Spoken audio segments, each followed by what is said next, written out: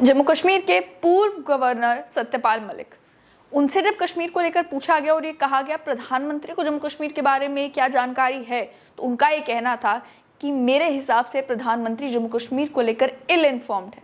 Ignorant लफ्ज का भी इस्तेमाल किया गया था।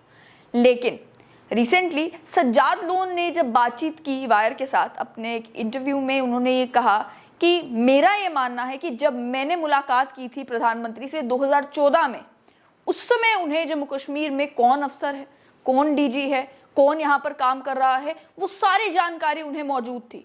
तो मुझे ऐसा लगा कि वो कश्मीर के बारे में वेल इन्फॉर्म्ड है। मुझे ऐसा लगा कि कश्मीर के बारे में उनके पास पैरेलल सोर्सेज ऑफ इंफॉर्मेशन हैं। अगर ये हाल 2014 में था तो आज की बात तो आप समझ ही सकते हैं। जहां तक जम्मू कश्मीर को लेकर ताल्लुक है, आप जानते हैं कि प्रधानमंत्री पूरे देश का है। देश में कई सारी स्टेट्स और कई सारे केंद्र शासित प्रदेश हैं, लेकिन जम्मू कश्मीर में क्योंकि कई सारे स्पेशल हालात हैं, इसके चलते अक्सर जो है वो केंद्र सरकार का भी ज्यादा फोकस जम्मू कश्मीर को लेकर होता है। लेकिन उन्होंने जिस तरीके से कहा कि यहाँ पर कौन एसएसपी, कौन डीजी, कौन क्या काम कर रहा है, अगर उन अफसरों के नाम तक प्रधानमंत्री की जुबान पर हैं, इसका मतलब ये कि वो कीन इंटरेस्ट जो है वो जम्मू कश्मीर के मामले में ले रहे हैं और उनके पास पूरी जानकारी जो है वो जम्मू कश्मीर के मामले में भी है। लेकिन जब उनसे पूछा गया हेल्थ इंश्योरेंस स्कैम को लेकर, जब उनसे पूछा गया कीरो हाइड्रो इलेक्ट्रिक पावर प्रोजेक्ट को लेकर, जब उनसे पूछा गया जम्मू कश्मीर में करप्शन को लेकर या उन बाकी सभी मामलों को लेकर जिनको लेकर सत्यपाल मलिक ने सवाल खड़े किए थे, जब उनसे पूछा गया पुलवामा को लेकर, ये पूछा गया कि क्या आप भी मानते हैं कि इंटेलिजेंस फेलियर था, क्योंकि आप जानते हैं कि सत्यपाल मलिक के बयान के बाद कश्मीर बेस्ड किसी भी पॉलिटिकल लीडर ने उस बयान पर कोई रिएक्शन नहीं दिया।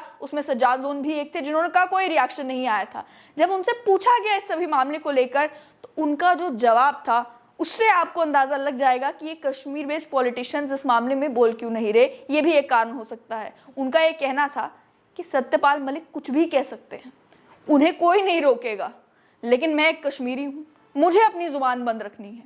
उनका ये कहना था कि जहां तक इस हेल्थ इंश्योरेंस स्कीम का ताल्लुक है, पहले भी सरकारें रही, जब हम भी सरकार का हिस्सा रहे, तब भी ये कहीं नहीं जाने वाली थी। ये स्कीम तब भी डेड थी, ये स्कीम सत्यपाल मलिक के आने के बाद भी डेड रही। इसमें कोई कुछ होने वाला नहीं था, ये हमें तब भी मालूम था। लेकिन जहां तक हाइड्रो इलेक्ट्रिक पावर प्रोजेक्ट का बात है, उसको लेकर अफवाहें हम अक्सर सुनते रहते हैं, उस पर मैं कोई टिप्पणी करना नहीं चाहता।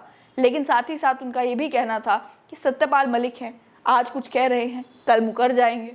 और आप सोचिए कि जिन मुद्दों पर कश्मीर बेस्ड पॉलिटिकल पार्टीज अच्छा खासा भारतीय जनता पार्टी को निशाना बना सकते हैं, केंद्र सरकार को निशाना बना सकते हैं, उन मामलों में भी वो सत्यपाल मलिक की बात सुनकर राजी नहीं, सत्यपाल मलिक की बात मानकर राजी नहीं, उस पर टिप्पणी करके राजी नहीं।